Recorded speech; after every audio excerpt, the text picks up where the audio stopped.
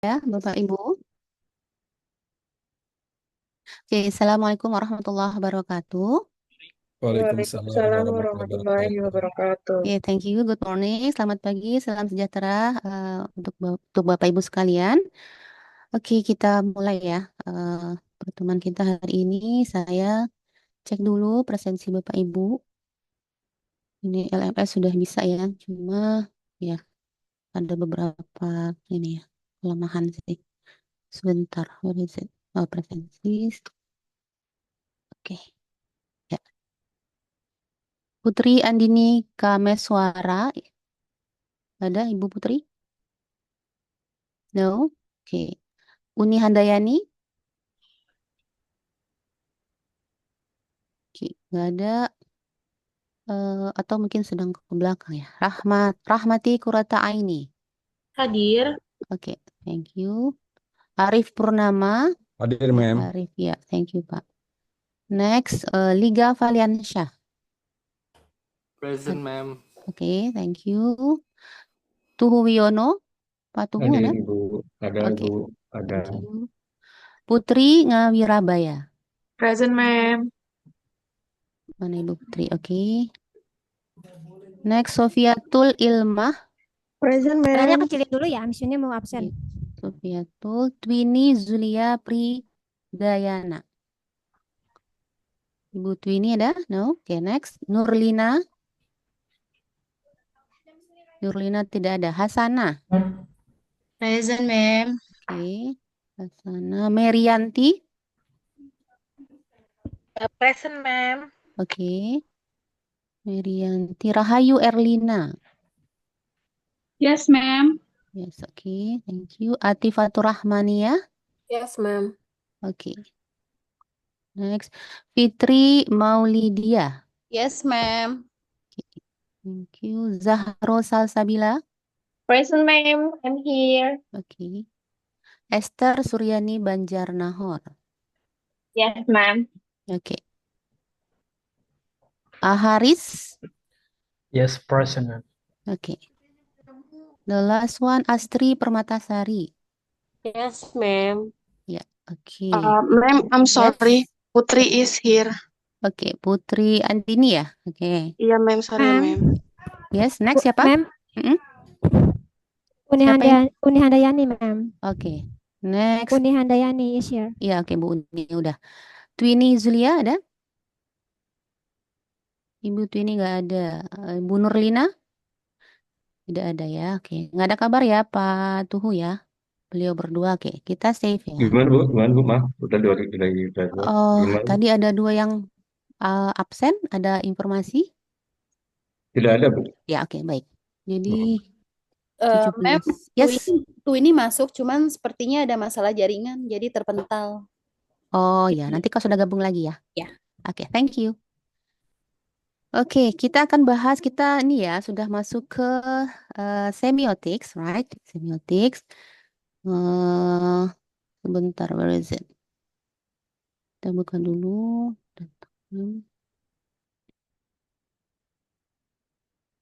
Tulis dua. Oke, this one.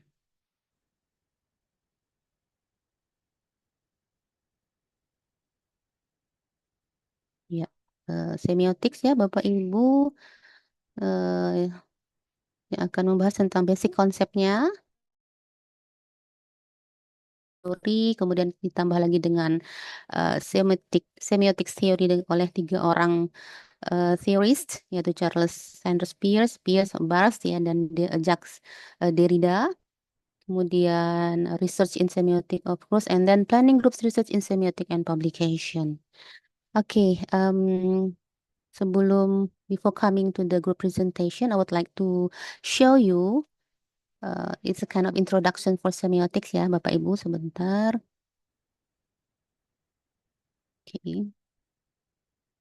Ya, this one. Share. Ya, oke, bentar. Sudah terlihat ya? Clear, ma'am. Okay, good, thank you. Ini semiotics ya. So, ini konten-konten tadi yang sudah saya sampaikan. Teori dari de Saussure sebagai peletak dasar ya. Saussure juga kita pelajari kemarin di semantics ya. Nah, ini juga ternyata menjadi pelopor untuk semiotics. Kemudian ada Peirce, Bars, and Derrida. Ya. Introduction. So, semiotics is the study of signs and symbols. Ya, jadi ini studi tentang tanda dan simbol lambang ya Bapak Ibu, and their role in communication and meaning. In linguistics, semiotics explores how language functions as a system of sign. Jadi sistem tanda, bukan lagi system of meaning tapi system of sign, sistem tanda, where each word, jadi bukan hanya word tapi gesture juga termasuk, symbol represents a concept or idea. Jadi setiap kata, bahkan gesture atau simbol itu merepresentasikan gitu ya sebuah konsep atau ide. The field is rooted in the work of two main theories. Nah, ini dia Ferdinand de Saussure, Swiss linguist ya, seorang ahli bahasa dari Swiss, and Charles Sanders Peirce, an American philosopher. Oke. Nah, ini Ferdinand de Saussure. Saya langsung saja ke teorinya apa sebetulnya. So, Saussure's semiotics is based on the idea that language functions as a system of sign, where each sign consists of two parts. Jadi dia melihat bahwa tanda itu terdiri dari dua bagian penting, yang disebut dengan the signifier atau the form such as the word or image, dan kemudian the signified. Jadi ada signifier and signified. Ini dua konsep yang penting yang diletakkan oleh Saussure untuk semantic theory. Jadi kalau signify itu adalah the concept it represents. Jadi konsep yang dia representasikan dari tanda tadi itu disebut dengan signify. Jadi dua ini ya teori yang dipelopori oleh Ferdinand de Saussure, signifier and signified. Nah, core konsep dari Saussure ini adalah apa? The relationship between the signifier and signified. Jadi ingat tadi Bapak Ibu apa itu signifier and signified is arbitrary. Jadi hubungan antara dua ini itu yang disebut dengan arbitrary convention ya. Kesepakatan yang arbitrary. Meaning arises through social convention rather than any inherent connection. For example, there is nothing inherent in the sounds of or letters of tree, for example. Dia ada letters, susunan dari huruf atau sounds kita sebut. Nah, that connects into the concept of a tree. This association in socially agreed upon ya. Jadi tidak ada sebetulnya yang melatar belakangi kenapa sih tree itu merujuknya ke gitu ya. Benda di luar sana yang di dalam konsep kepala kita itu adalah ada pohonnya, ada akarnya, ada dahan, ada kemudian daun-daun. Nah, itu kan yang ada di kepala kita. Nah, kenapa harus itu tree? Sementara kalau di Indonesia kita sebut sebagai pohon ya. Nah, itu yang menjadi arbitrary. So focus of this theory, Saussure's approach emphasizes language as a structured system where meaning is derived from the differences between signs ya. Jadi perbedaan di antara tanda-tanda tersebut. For example, days versus night. Ini kan dua konsep yang kemudian berbeda. Nah, kekuatan dari Saussure's theory ini adalah this theory provides a foundation. Maka tadi saya bilang dia menjadi fondasi for structuralism karena memang Saussure adalah bapak strukturalis dunia ya dikenalnya, where meaning is seen as arising from the relational structures of language. Ya, jadi dia menghubungkan sebetulnya konsep-konsep yang ada di dalam bahasa in our mind, di dalam benak kita itu keluar ya ke realita yang kemudian menjadi sebuah referensi, sebuah acuan. Nah, itu yang dia kemudian signified and signifier. Jadi dia menghubungkan. Maka ada segitiga makna ya yang kemudian mewakili gitu ya. Bagaimana sesuatu yang ada di dalam alam bahasa kita ke sesuatu yang ada di luar di realita di kehidupan nyata kita. Jadi itu konsep dari Saussure. Nah, kemudian kita masuk ke Peirce saja. Lanjut. Nah, ini dia. Oke. Nah, ini dia. Apa teori dari Peirce ya? Peirce introduced a triadic model. Maka tadi ya, triadic ya. A science comprising three elements. The representment, ya, the form of the sign. Jadi sudah mulai lebih luas dari Saussure. Kalau Saussure tadi hanya signified and signifier, tapi untuk Peirce sudah menjadi triadic ya, tiga dimensi, the form of sign ya, representment, the object, what the sign represents, and the interpretant ya, the meaning or concept that arises in the mind of the interpreter ya, apa yang ada di kepala interpreter. Nah, basic concept atau inti dari teori Peirce ini adalah signs are interpreted in relation to the object and the interpretant. creating an ongoing change of meaning making rather than a static relationship.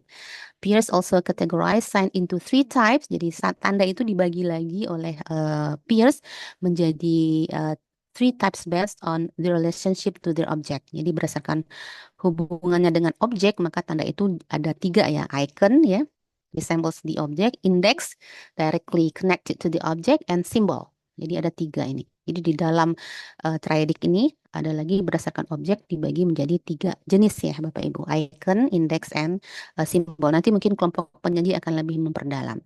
And then Peirce semiotics focuses on interpretation as an active process with meaning created dynamically through interaction and context. Nah, ini kekuatan dari teori ini adalah his model provides insights into how interpretation is context dependent and continually evolve. Jadi ada apa namanya nanti apa ya interpretasi yang berlanjut terus ya, semiosis, nanti peristiwa semiosis nanti ada di situ ya di Peirce model ini. Next, kemudian Bars. Nah, Bars ini teorinya apa? Nah, Bars build upon Saussures idea ya, but introduce a second level. Jadi ada second level of meaning disebut dengan denotation, the literal meaning of a sign, and connotation. Jadi sudah masuk ke connotation, the culturally or emotionally charged meaning. Jadi ada second layer yang kemudian diintroduce oleh Bars, ini luar biasa juga, tapi dia berdasarkan Saussure sebetulnya teori yang dipakai gitu. Core concept dari Bars ini adalah emphasize how cultural science become myth. Jadi ada mitos, tapi mitos di sini tidak seperti mitos yang bahasa Indonesia pahami ya Bapak Ibu ya. Myth ini apa itu myth? Cultural narratives that shapes collective beliefs and values. Jadi berdasarkan nilai-nilai kepercayaan ya, nilai-nilai budaya kolektif ya, yang kemudian melatar belakangi myth tadi, mitos tadi. Myths transform science so they appear naturally or inevitable, hiding their constructed nature. Jadi mentransformasikan tanda-tanda tersebut gitu secara natural ya. And then fokus dari Bars ini adalah fokus on how science convey ideology. Jadi berdasarkan Bars ini nanti bisa dikuak ya, discover ideologi ya, showing that media, nah bisa dipakai untuk analisis media ya. Advertising juga ya, and popular culture reinforce dominant beliefs by creating. Jadi kalau ingin mengetahui ini ideologi apa sih sebetulnya gitu, mitos apa yang tersimpan dari tanda-tanda ini, maka biasa kita menggunakan Bars theory ini. Ya, kemudian kekuatannya adalah strength. His approach allows for analyzing the deeper, ya, often hidden, ya, dan seringnya tersembunyi ya, Bapak Ibu ya, cultural meanings of everyday science and understanding how media shapes ideology. Jadi sebetulnya nggak ada yang bebas nilai itu nggak ada yang. Tapi ini media yang netral itu nggak ada Bapak Ibu itu. Setiap media dia pasti punya kecenderungan. Itu bisa kita ungkap gitu ya. Kalau dia mengatakan ini adalah media netral, saya nggak percaya itu gitu karena setiap tanda itu pasti dia memiliki kecenderungan di situ. Oke, next. Dan ada kepentingan-kepentingan yang ada di belakang itu. Nah, ini dia contohnya ya, flag representing a country misalnya. Itu juga bisa dilihat ya. But also for its connotative meaning ya, patriotism, unity of power, ya bendera saja itu bisa mengungkapkan banyak hal ya Bapak Ibu. Setiap negara kan macam-macam ya bentuknya, colornya gitu ya, objek yang ada di dalam bendera itu. Nah, kalau Indonesia merah putih ya, red and white itu kan sesuatu yang nggak hanya begitu aja kan, pasti ada historisnya itu ya, story-nya juga panjang di belakang. Kenapa warna bendera Indonesia itu adalah merah putih gitu, tidak seperti yang lain gitu. Nah, itu yang tadi ada patriotisme di situ, unity power gitu. Jadi negara-negara yang tidak terjajah itu mungkin agak susah itu memahami gitu.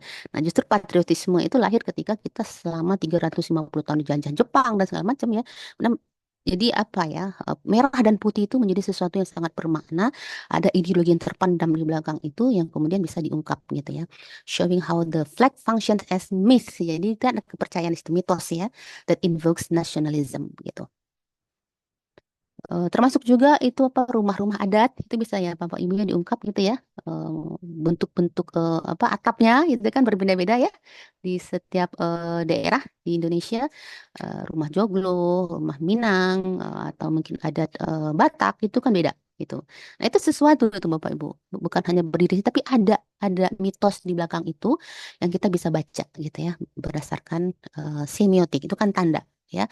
Arsitektur dan segala macam itu Masya Allah banyak banget ya. Next lanjut. Nah ini Jacques Derrida.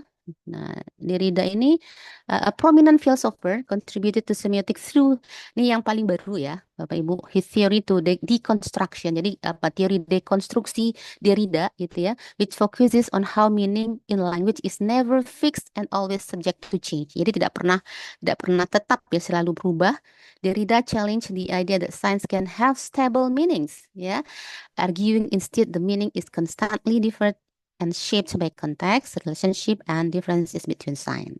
So this concept is known as difference. Jadi ada perbedaan ya. A play on the French word differ, ya, meaning both to differ or to differ. Nah, ini dia Derrida's approach to semiotics argues that each word or signs only has meaning in relation to other signs. Jadi nggak bisa berdiri sendiri tuh. Satu tanda dia akan berhubungan dengan tanda yang lain. Jadi isolated entity, ya, not as a fixed isolated. Jadi tidak mungkin dia akan berdiri sendiri. Jadi suatu tanda itu dimaknai oleh tanda yang lain dan dia saling berhubungan. Kayak dekonstruksi ya, pemaknaan ulang ya, merekonstruksi, deconstruction gitu ya. For example, night ya. Kata-kata night itu dipahami maknanya ya by knowing it's different from day ya. Jadi night itu kenapa ada night? Karena ada day gitu. Jadi dia deconstruction itu seperti itu pemahamannya.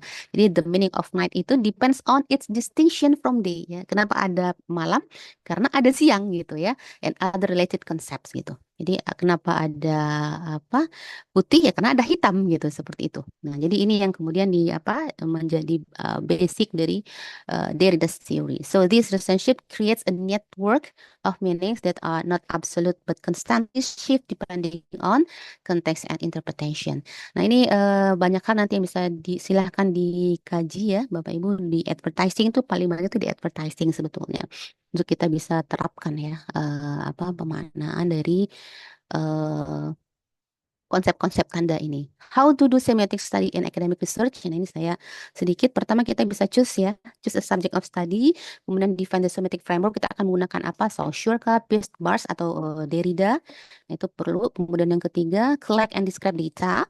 Sign identification, tanda apa yang mau dibaca gitu ya. Kalau rumah adat berarti mungkin bentuk atau shape dari atapnya gitu ya, atau mungkin pakaian adat gitu ya, ornamen-ornamen kepala gitu ya, di badan ya. Itu semua memberikan tanda ya. Kenapa kalau di Sumatera itu keris itu di adat itu taruhnya di depan atau di belakang Bapak Ibu? Di Adat Sumatera. belakang. Depan. Di Sumatera di Sumatera depan. depan Bapak Ibu. Iya, Jawa kalau Jawa di belakang. belakang. Jawa Itu belakang. filosofi itu ada maknanya gitu. Dan itu mempengaruhi karakter orang-orangnya gitu. Ya, kenapa kalau Sumatera itu kan orangnya keras gitu ya. Karena memang di depan tuh dia. Dia bisa menantang gitu. Tapi kalau Jawa itu di belakang halus ya. Tapi jangan main-main gitu ya. Ya, belakangnya mentol. Nah, itu Pak gitu. Nah, itu sesuatu yang bisa dibaca. Dia dari pakaian adat itu sudah itu baru satu keris tuh. Belum lagi mungkin kepalanya gitu ya. Apalagi tuh yang laki-laki atau yang perempuan yang seperti apa gitu ya. Nah, itu sebetulnya bisa ya kita perdalam dengan ini. Di collect ya and describe kita. Bahkan upacara adat pun ya. 7 bulan itu kan macam-macam ya di setiap daerah. Itu bisa memberikan sesuatu yang lebih ya untuk kita kaji. Kemudian analyze and interpret the data, of course. Signifiernya apa, signifiednya apa, kemudian icon, index, and symbol, dan seterusnya. Ya. Kemudian identify cultural and context meaning. Kemudian draw conclusion about meaning making process. Ya. Nah, ini beberapa contoh ya Bapak Ibu untuk sosial media dan identity construction. Ini bisa analyze how symbols misalnya profile pictures, bio keywords ya on platforms like Instagram, Twitter are used to construct personal or group identities itu bisa. Kemudian untuk semiotic in film analysis ini dia study a film director's use of color, lighting, or setting dan seterusnya. Kemudian advertising, semiotic of political campaign ya. Ini menarik nih. Kita sudah selesai masalahnya ya di zaman kemarin politik itu luar biasa paparan tanda-tanda yang bisa kita baca Bapak Ibu. Jadi kalau sudah belajar ini harus lebih cerdas ya. Membaca kampanye-kampanye yang dilepaskan oleh masing-masing partai gitu ya. Nah, itu luar biasa. Itu bisa dibaca ya. Semantic of political campaign ini bisa dijadikan bahan penelitian. Bagaimana foto-foto dulu zaman dulu ya, yang kampanye kemarin itu tiba-tiba pasangan kita sebenarnya pasangan A misalnya tiba-tiba menjadi lebih lebih muda gitu ya, berapa puluh tahun dari usianya, menampilkan apa itu gitu kan, itu kan bukan sesuatu yang tiba-tiba muncul begitu, tapi ada ya beyond itu gitu ya, yang ingin disampaikan ke publik. Nah, harusnya orang-orang yang lebih terpelajar itu lebih paham ya menangkap tanda-tanda itu dan mengungkapnya dengan ilmu semiotik gitu. Kemudian cultural rituals and symbols ya, ini bisa itu tadi saya sampaikan apa ritual adat dan segala macam. Saya rasa selesai ya Bapak Ibu. Sebetulnya kenapa saya menjelaskan ini di awal gitu ya. Saya stop share dulu ya. Silakan nanti Bapak Ibu memperdalam ya dengan diskusi kelompok ya. Saya mungkin, nah itu saya ingin menyampaikan keriduan Bapak Ibu ya. Saya mohon izin mungkin tidak bisa sampai selesai Pak Tuhu ya sebagai ketua kelas mungkin karena saya sudah ditunggu juga untuk hadir di acara keluarga gitu. Jadi saya mungkin mohon izin. Jadi saya memberikan tadi ya sedikit pengantar Bapak Ibu sebagai pemantik diskusi nanti silakan dielaborasi karena ini sangat menarik banget ya. Semiotik sangat menarik. Dan di akhir kalau Bapak lihat di di teaching teaching unit kita itu kan ada planning group research in semiotics ya. Nah, silakan Bapak Ibu nanti kan kita sudah dibagi per grup ini ya. Grup 2 grup 1 sampai grup berapa. Nah, itu nanti memilih satu topik untuk dibahas semiotically, secara semiotik terserah mau advertisement kah, film kan tadi yang sudah saya sampaikan kan ada ya apa cara adat, pakaian adat ya dan segala macam. Nah, itu mungkin nanti sampai ke publication ya Bapak Ibu, publication nanti bisa kalau semester yang lulus semester sebelumnya ya saya menjanjikan sebetulnya kalau ada yang bisa publikasi di jurnal terindeks minimal Sinta ya. Sinta berapa ya? Kalau Sinta 6 terlalu rendah ya Bapak Ibu ya. Nggak apa-apa lah. Pokoknya terindeks, yang penting terindeks saja, terindeks Sinta. Sebelum ini sih sebetulnya ya, sebelum final ya final examination, nah itu akan saya berikan nilai-nilai plus sebetulnya gitu. Tapi memang menyertakan saya di dalam penelitian itu ya sebagai anggota peneliti itu nanti bisa di apa atau mungkin bisa apa bukan mensitasi mungkin ya penelitian-penelitian saya sebelumnya kan ini kan seperti mutualisme ya gitu jadi nanti bisa saling saling menguntungkan tapi kalau itu tapi itu kalau sampai ke publikasi ya tapi sebelum itu ya saya nggak bisa menjanjikan apa-apa gitu. Oke, mungkin itu ya Bapak Ibu silakan nanti disiapkan ya planning group research in semiotic. Jadi mau sampai publikasi atau tidak publikasi nanti tetap akan disubmit ya Bapak Ibu gitu. Tapi ya untuk yang sampai ke publikasi itu tentu akan mendapatkan nilai-nilai plus ya dari saya gitu untuk bagaimana mengaplikasikan teori-teori semiotik ini. Oke, mungkin itu ya Bapak Ibu saya mohon maaf ya tidak bisa sampai selesai mengikuti kelas ini. Semoga bisa memperkuat dan memperdalamnya nanti dan saya yakin ya Bapak Ibu bisa melakukan itu. Thank you very much ya. Terima kasih atas pengertiannya. See you next week ya Bapak Ibu. Mohon maaf. Assalamualaikum Baik, baik, warahmatullahi baik. wabarakatuh. Waalaikumsalam Waalaikumsalam warahmatullahi wabarakatuh. Terima warahmatullahi Ya, kasih saya mohon Ibu izin Maya. ya, Pak Tuh dan Iya, teman-teman. Baik-baik, monggo, Ya, silakan Bu. baik, terima Bapak. kasih. Iya, Ya, Min. Ya, mohon izin, saya live ya. ya silakan. Iya, Min. Hidup. Ya. Yes, Terus yes, yes, yes. Ayo mulai. yes. Apa tadi tugasnya, Pak? Sama Ayo ya mulai. kayak muridnya ya. Kalau nggak ada Ini dosen. kan presentasi. Hah? Iya, ini Presentasi. presentasi kan tetap Ini Di presentasi. record. Tetap presentasi kan. Ya udah presentasi kan. bukan dikasih tugas tadi yang suruh buat apa tadi? Enggak, itu itu nanti. Oh, itu Nanti. nanti. Iya. Oke. Ya, dimulai ya Silakan di dong presentasi. Bu Putri Aman, Pak. di record ya. Kita Siap-siap. tidur aja. Oke. Enggak, kita dengerin. Cepet aja, semakin cepet semakin bagus. Ya, Ayo. Oke, Gas, Pak. gas. gas Seneng ya. banget Miss tuh Asri, kakaknya, kita Pak mulai. Tuhu. Iyalah, ya. Ya silakan Ya, grup. ya mulai Siapa Pak nih? ya. Ya, silakan. Udah muncul belum, Miss? Sudah, Sudah Miss, Bu, sudah. sudah muncul. Ya, Bismillah. Assalamualaikum warahmatullahi wabarakatuh. Waalaikumsalam Waalaikumsalam warahmatullahi wabarakatuh. warahmatullahi wabarakatuh. Good afternoon, everyone. Good afternoon. Bener. We are Group 2, and we are here today to present on the topic of semiotics. My name is Astri Permatasari, and I'm joined by my team members, Miss Hasanah and Miss Rahayu Erlina. We will be working together to present some interesting and informative information about semiotics. In this presentation, we will be contents. The first, what is semiotics? Second is Saussure semiotic theory. The third, Peirce semiotic theory. The fourth is Barth's semiotic theory. The fifth is Derrida's semiotic theory. The sixth is the examining research of semiotics. And the last is conclusion.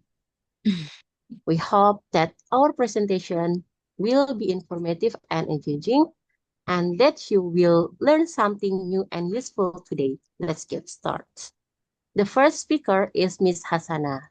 Time is yours, Miss. Okay, thanks, Miss Asri, for the time. The first presentation is about what is semiotic. Semiotic is the study of signs, symbols, and their meanings in communications. It explores how meaning is described and communicated through language, image, gesture, and sounds. The founders of semiotic are Ferdinand de Saussure and Charles Sanders Peirce. Next slide, Miss.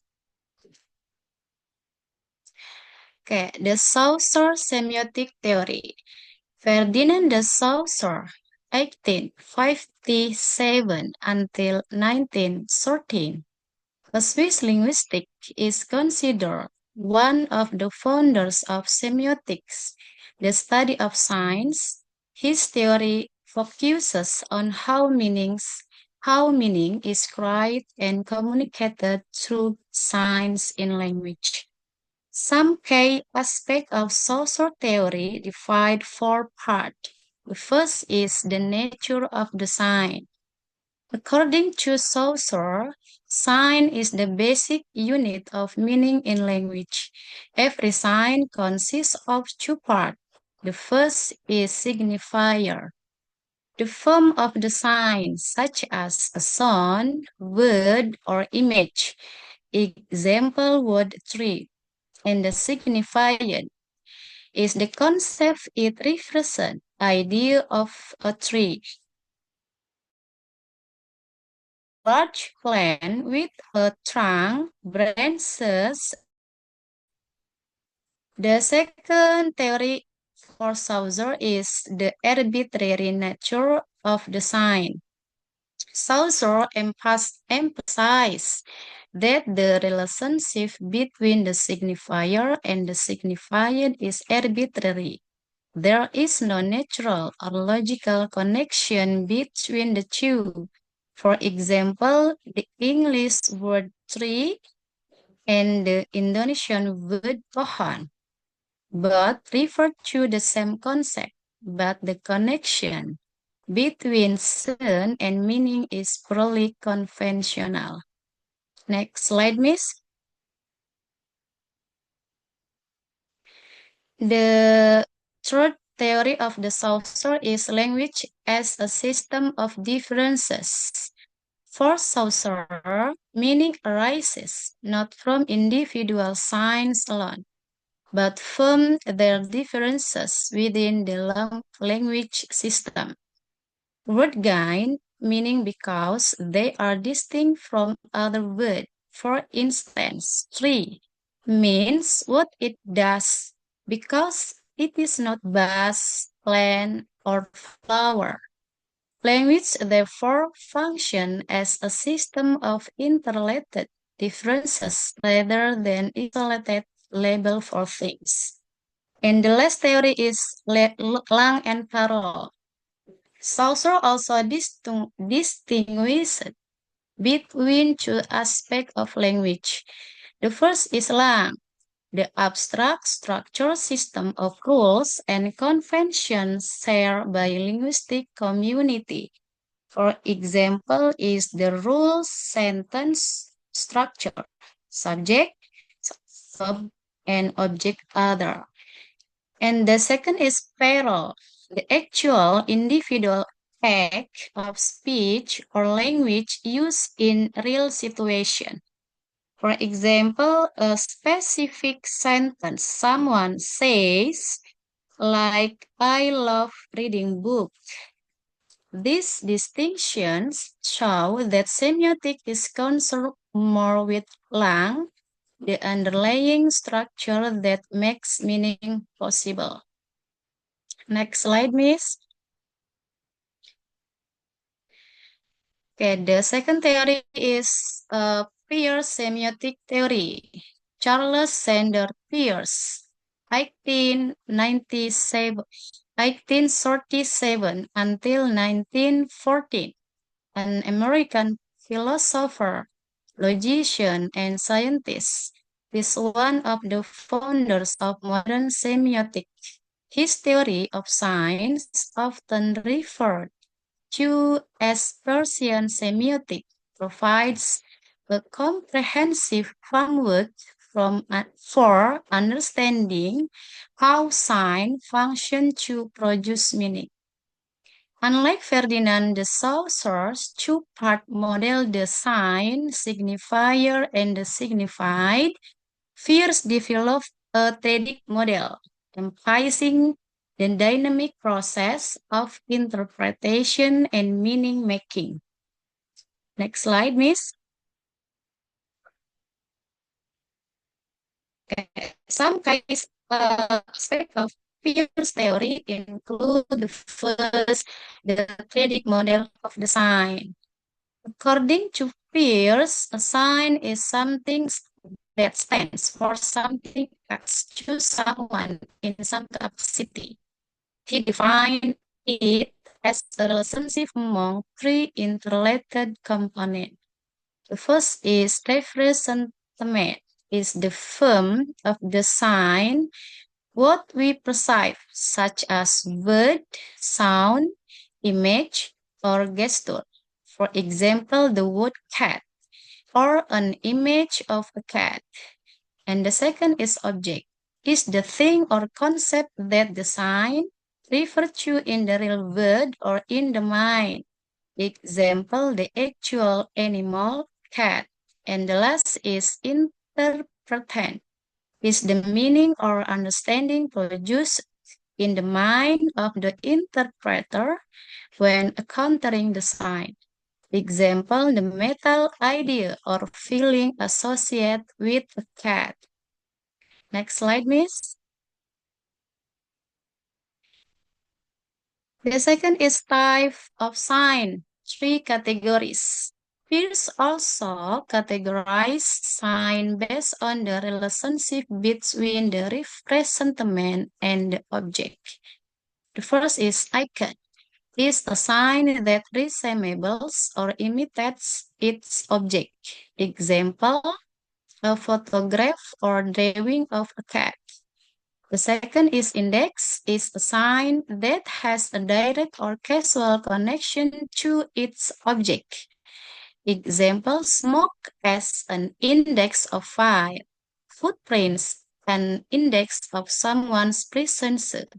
And the last is symbol, is a sign that is arbitrarily or conventionally linked to its object. Example, the word cat is symbol because its connection to the animal is based on linguistic conventions. These three types often coexist in communications. For instance, road signs may have both iconic and symbolic features. Next slide, Miss.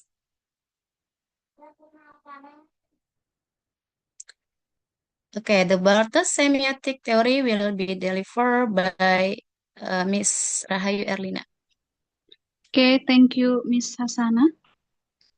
Barthes semiotic theory.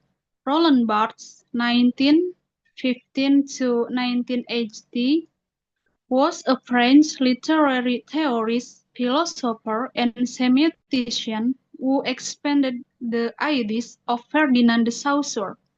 While Saussure focused mainly on language, Barthes extended semiotic analysis to include culture, media, and everyday life, such as advertisements, fashion, food, and photography.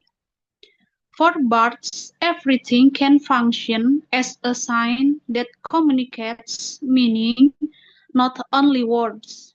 His theory helps us understand how cultural meanings and ideologies are created and shared through science. Okay, next slide, please.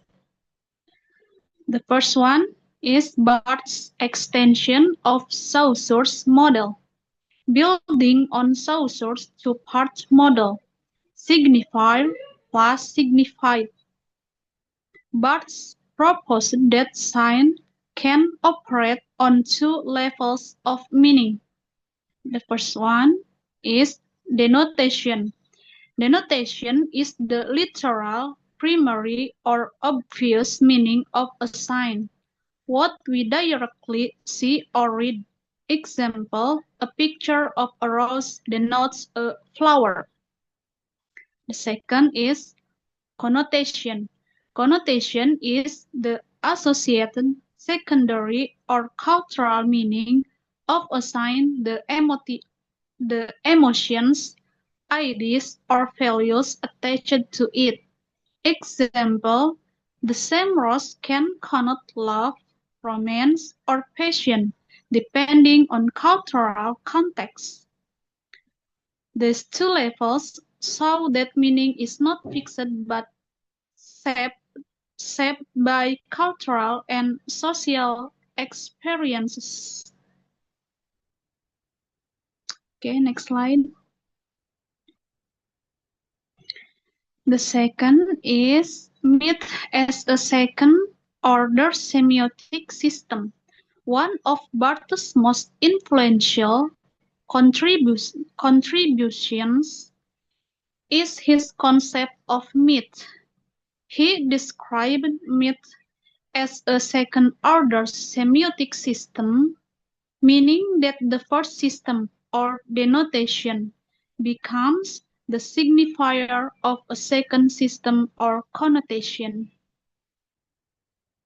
In other words, signs that already have meaning can be used to express ideological messages, beliefs, and values that appear natural or normal in a culture. Example, an image of a soldier saluting the flag may denote patriotism, but also connote deeper ideas like national pride, loyalty, or heroism. This forms a myth that supports certain cultural or political ideologies. Okay, next slide, please. The next theory is Derrida's semiotic theory. Jacques Derrida, 1930 to 2004, was a French philosopher best known for developing deconstruction, a critical approach that challenges traditional ideas about meaning, language, and representation. While not a semiotician in the conventional sense, like Saussure or Peirce, Derrida's work profoundly influenced semiotic theory by questioning the stability of meaning within sign and text. Derrida's semiotic thought centers on the idea that meaning is never fixed. Instead, it is always shifting, different, and dependent on context and difference. Next slide, please. The second, critics of Saussure's structuralism. Derrida built his theory by critiquing Ferdinand de Saussure's structuralist model of the sign. Saussure argued that a sign consists of a signifier or form and a signified or concept, joined by an arbitrary relationship. Derrida, however, claimed that this model assumes there is a stable meaning or concept or signified behind every word, which he found problematic.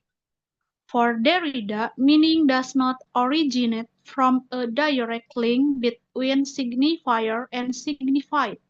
Instead, every sign's meaning depends on its difference from other signs and is constantly different through an endless chain of signifiers. Next slide, please. The third one is the concept of difference. One of Derrida's most important contributions to semiotics is the concept of difference, a term he invented by blending the French word differer or to differ and differer or to differ. A. To differ, meaning arises through difference between signs, not from a direct reference to reality. Example, the meaning of cat exists only because it differs from bat, rat, or dog. B. To differ. Meaning is never complete or final. It is always postponed, moving from one sign to another.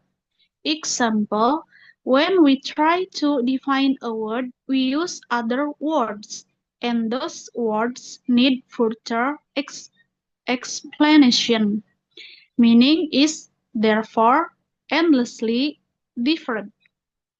Thus Derrida argues that language is a chain of signs with no ultimate signifier, and meaning is always unstable and open to reinterpretation. Okay, next slide, please.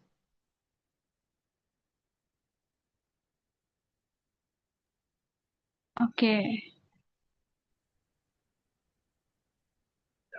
Please, Miss Astrid. Thank you, Miss. This is Next. okay. Yeah. The next is examining research in semiotics. The author is Sinta Pristianingrum and Rini Damayanti. The title is Pragmatic Dimension of Semiotics in Song Lyrics. The source, Journal of Pragmatics and Discourse Research. The next abstract. This article attempts to reveal the pragmatic dimension of semiotics in the massive song, Jangan Menyerah. The pragmatic dimension in semiotics relates to the meaning of a sign and how the sign answers questions such as what for and why, and how signs are exchanged and how much value they give to their users. The pragmatic dimension in semiotics is the study of the relationships between signs and their users or interpreters, especially those related to the concrete use of signs in various events or discourse, and their effects or impacts on their users. The semiotics theory used is the opinion of the sources. The next is introduction. The introduction explains that songs often contain deep meanings and moral messages. Music is not only entertainment, but also a form of communication that reflects feelings, experiences, and social situations. Song lyrics are considered similar to poetry. They express emotion and ideas creatively. People often find motivation and inspiration through lyrics, especially when facing life's challenges. The paper then defines semiotics as the study of signs. According to Saussure, every sign has two components. The first signifier, the sound or form of the word. The second signified the meaning or concept behind. The relationship between these two is arbitrary, depending on social convention. The introduction further explains the concept of motivation, emphasizing that motivation helps individuals pursue goals despite obstacles. The song Jangan Menyerah was chosen because its lyrics strongly convey a motivational message to persist during difficult times. The next is methodology of research. The study uses a qualitative interpretative method, meaning the researchers analyze words rather than numbers. They apply Chaucer's semiotic framework, focusing on the first signifier as the written lyrics, the second signified as the meaning behind them. Steps of analysis. The first break the lyrics into stanzas. The second identify signs or words or phrases used by the songwriter. The third, analyze each stanza using signifies relationships. The fourth, interprets the meaning of each sign based on context. The fifth, draw conclusions about the motivational message. The researchers aim to show how the song uses signs to express encouragement, gratitude, resilience, and belief in God. And the next results and discussion, the analysis of Jangan Menyerah using Chaucer's semiotic theory reveals that the song conveys a series of motivational messages through its lyric.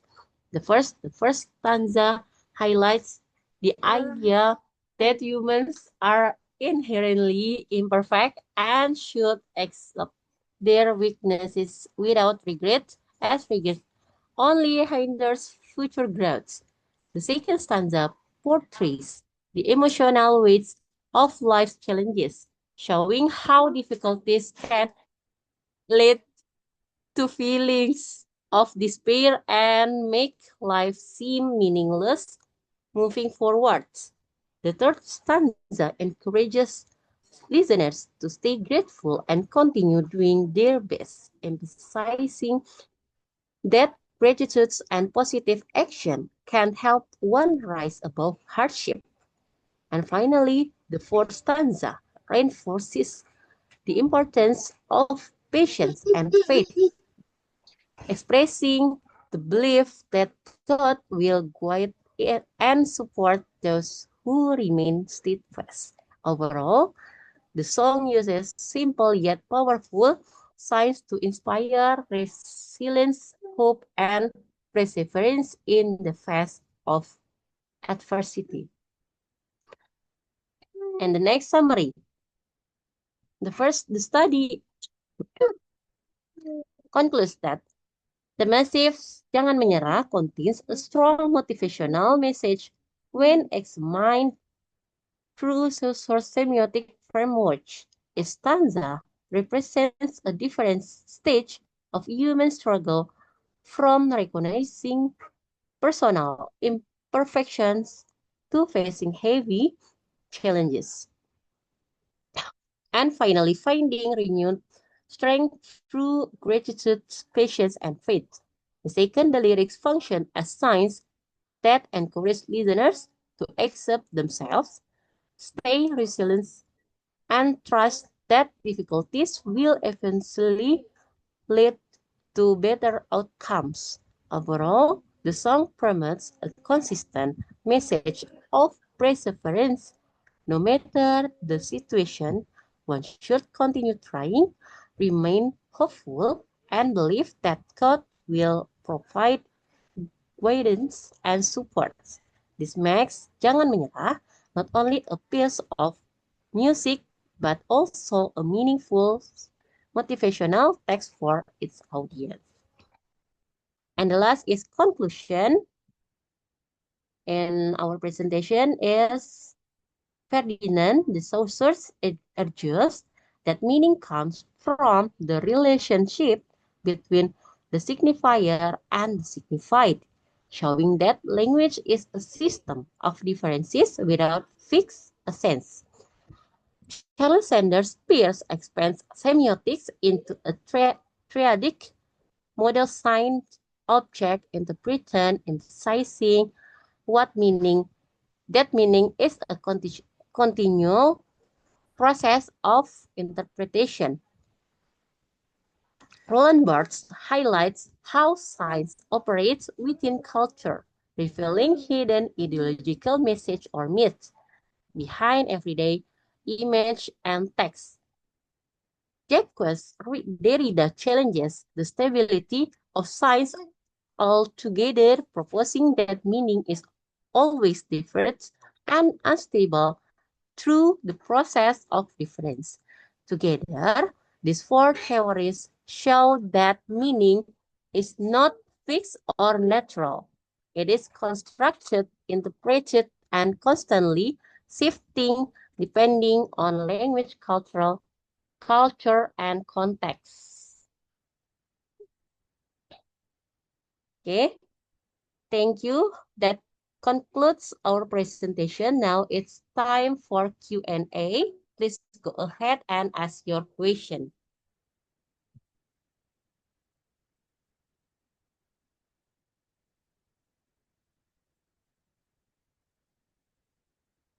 Okay, please go ahead. Q&A.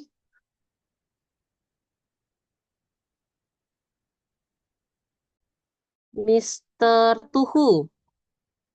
Tadi Mr. Tuhu dulu ya? Ya, Mr. Tuhu, please. Okay, thank you.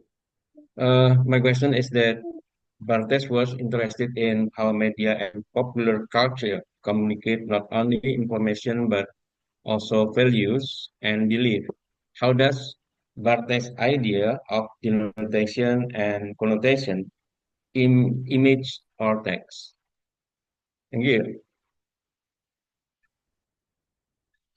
Thank you, Mr. The next question is Miss Mary. Yeah, thank you. I want to ask about the sources argues that language should be studied as a system where every element is connected. This helps explain how words change meaning across cultures and time. So the question is, how does the sources concept of the urbaness of the sign influence our understanding of linguistic meaning? Thank you. Thank you, Miss. Yeah, you're welcome. The next question.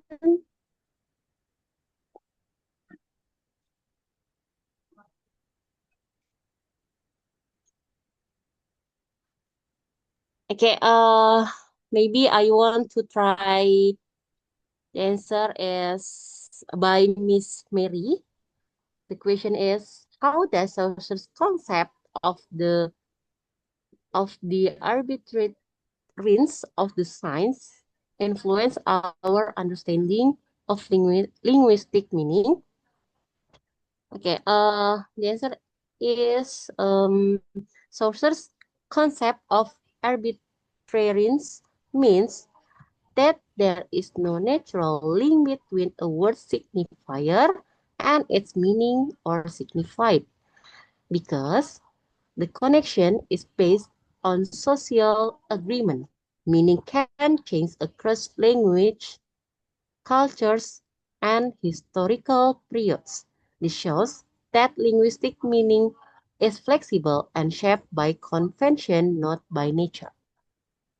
Okay, Miss Mary, it is clear? Yes, is it clear, Miss? Thank you for your explanation and the answer. Yeah, thank you, Miss. Yeah.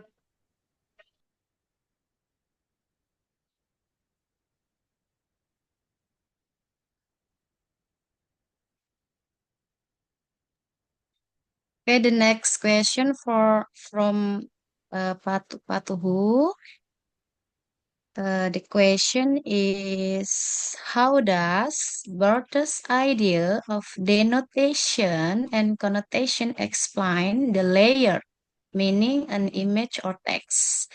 Okay, the answer is denotation refers to the literal surface meaning of sign, while connotation involves the culture or emotional association attached to it. Barthes saw that image and text often carry the two layers at once. For example, picture of a rose denotes a flower, but connotes love or romance. This reveals how signs communicate both simple and complex meaning simultaneously. Okay, Pak Tuhu, is it clear? Oke, makasih Bu. Thank you Bu. Makasih. You're welcome, Pak. Okay, the other question is from Mr. Arif. Okay, please, Mr. Arif. Okay, thank you. I'm sorry, I do not open my camera. How does Derrida use the idea of deconstruction to show that text contain hidden contradictions in meaning? That's my question. Thank you.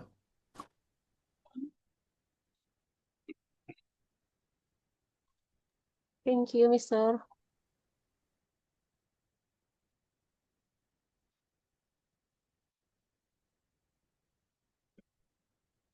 Mr. Arif, please you repeat your question, Mr. Arif, please.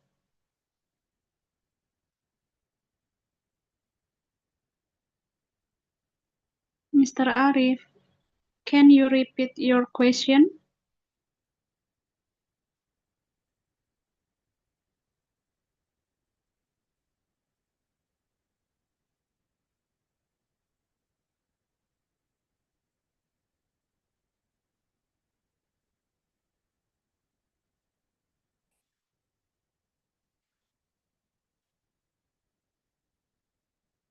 Maybe one of you have heard the question of Mr. Arif, so just try to answer the question.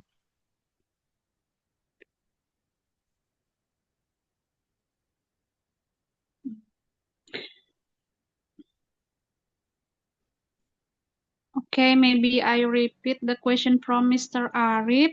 How does Derrida use the idea of deconstruction to show that texts contain hidden contradictions in meaning?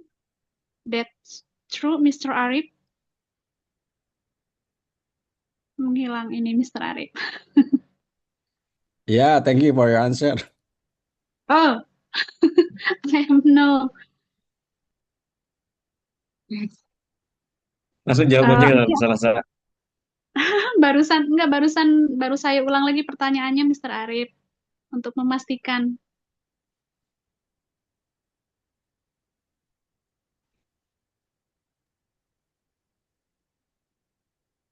Okay, Yes, Miss. I will answer.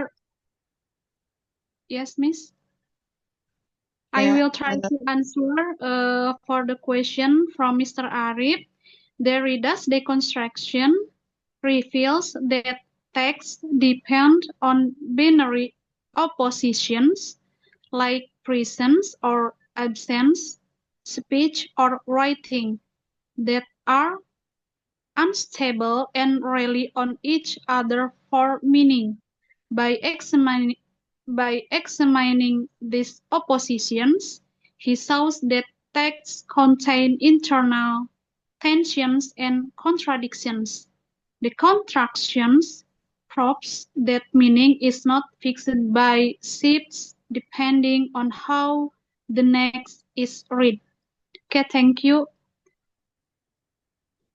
That answer from me, Mr. Arif.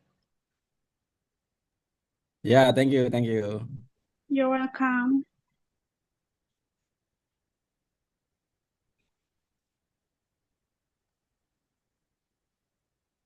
Okay, the last question. Yes, last question, Miss Astrid. Yes, Yeah, okay. Putri. Yeah, thank you for the opportunity. That was a clear explanation. So my question is actually, Peirce semiotics is useful because it explains how humans interpret signs beyond just language, such as symbol, images, and action. And why does Peirce classify signs into icons, indexes, and symbols? And then what does this reveal about different ways meaning is formed? Yeah, that's the question, Miss Astrid. Thank you so much. Thank you, Miss Putri. I will to try to answer the question by Miss Putri. The question is, why does Peirce classify signs into icons, indexes, and symbols, and what does this reveal about different ways meaning is formed? The answer is Peirce classifies signs into icons, resemble their object.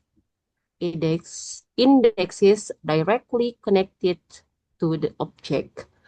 And symbols based on convention. This classification shows that meaning can come from resemblance or like a photo, physical connection like smoke to fire, or learned agreement like words or traffic signs. Different types of signs creates meaning in different ways. Is it clear, Miss Putri? Yes, clear. Thank you, Miss Astrid. Okay, thank you, Miss.